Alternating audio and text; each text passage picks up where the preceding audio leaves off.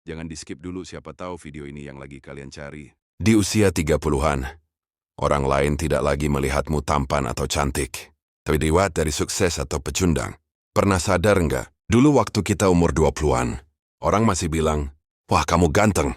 Ih, kamu cantik." Tapi begitu masuk usia 30-an, pujian itu makin jarang. Yang ada malah pertanyaan kayak, kerjanya apa sekarang? Udah punya apa? Rumah mana? Usaha jalan atau enggak? Selamat datang di fase hidup, di mana penampilan bukan lagi penentu utama, tapi hasil hidupmu. Ini bukan soal kejam atau tidak, ini soal realita. Di usia 30-an, orang tidak lagi menilaimu dari wajah, tapi dari posisi hidupmu.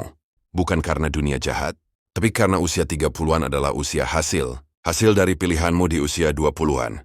Di usia 20-an, orang masih maklum kalau kamu bingung, pindah-pindah kerja. Hidup masih coba-coba. Tapi di usia 30-an, ekspektasi itu berubah.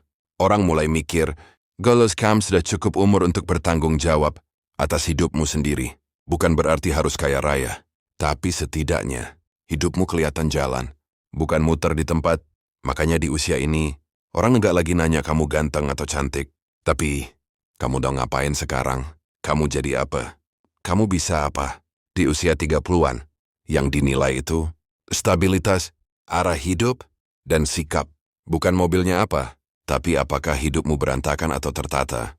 Bukan bajunya mahal atau enggak, tapi apakah kamu punya value. Orang mulai menghargai orang yang bisa diandalkan, yang konsisten, yang nggak banyak alasan. Dan sebaliknya, di usia ini, orang juga cepat capek dengan yang isinya ngeluh. Nyalahin keadaan, tapi nggak berubah-ubah. Pelan-pelan, label pecundang muncul. Bukan karena miskin, tapi karena menyerah. Kabar baiknya, usia 30-an bukan akhir. Justru ini titik balik. Kalau kamu merasa tertinggal, itu bukan tanda kamu gagal. Itu tanda kamu sadar. Dan kesadaran itu mahal. Di usia ini, kamu masih bisa naik level. Asal satu hal, berhenti membandingkan. Dan mulai membangun, sedikit demi sedikit, upgrade skill. Upgrade pola pikir, upgrade kebiasaan. Karena di usia 30-an, perubahan kecil, kalau konsisten, hasilnya kelihatan besar. Jadi kalau hari ini, kamu merasa nggak lagi dinilai dari penampilan, supaya tegara. Karena dunia memang nggak butuh orang yang terlihat hebat, tapi orang yang benar-benar berguna. Di usia 30-an, orang tidak lagi melihat kamu tampan atau cantik, tapi kamu berkembang atau tidak. Kamu bertanggung jawab atau lari. Kamu membangun atau mengeluh. Dan kabar terbaiknya, penilaian itu masih bisa kamu ubah selama kamu belum berhenti.